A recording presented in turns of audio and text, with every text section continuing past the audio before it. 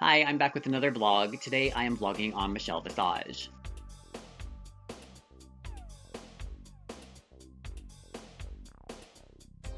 This vlog started out as a question.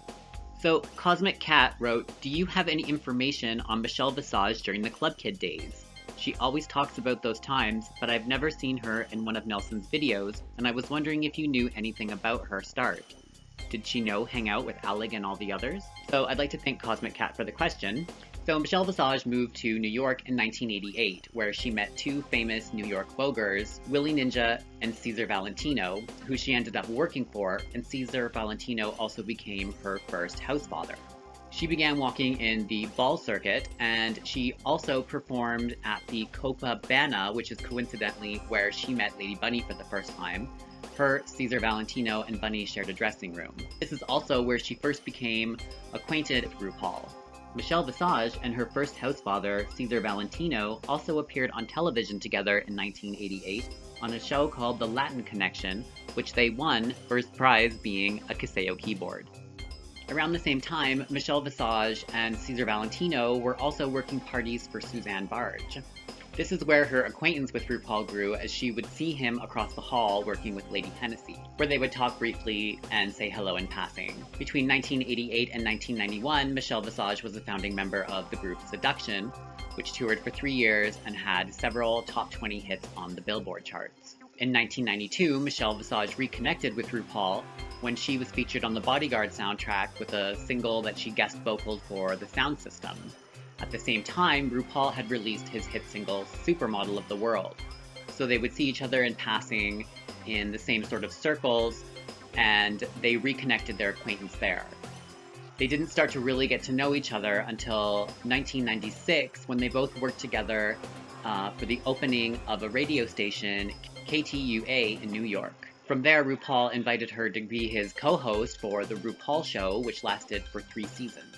That is the point where she says Ru and her became like Lucy and Ethel, or Mary and Rhoda, depending on your age or what reference you want to use. So I've watched a lot of the videos that Michelle Visage did while she was promoting her book Diva Rules. She did interviews with Lady Bunny, James St. James, Johnny McGovern, and Jodie Harsh, just to list a few.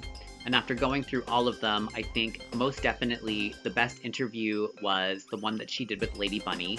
It was definitely the most interesting, even though she ribs Bunny throughout for not watching RuPaul's Drag Race, not reading her book, and asking her really obvious questions.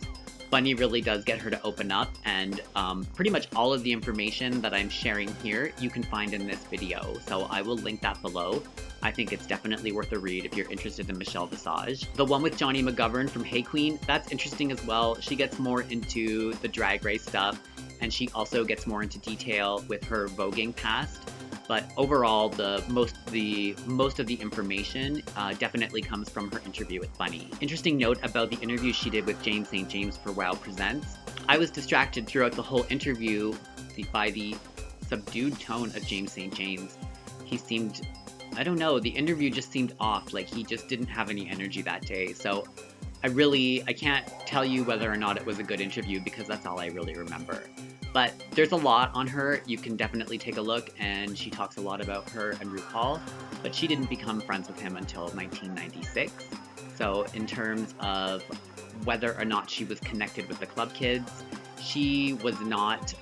Michelle Visage has also spoken about how she has partied with RuPaul, Lady Bunny, and Mahoma Van Zant. As for whether or not she knows Michael Alig, I really don't know. Because she didn't become close friends with RuPaul until about 1996, she met Michael Alig, she would have met him probably on her own terms, somewhere, crossing paths somewhere in the club scene. So I'd like to thank Cosmic Cat again for the question, and I'd like to thank you for watching and all the comments and likes that you guys have given me.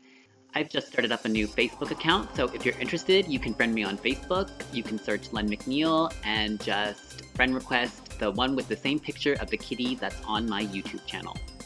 And if you're interested in subscribing, you can click the kitty. I will link to the interview that she did with Lady Bunny below.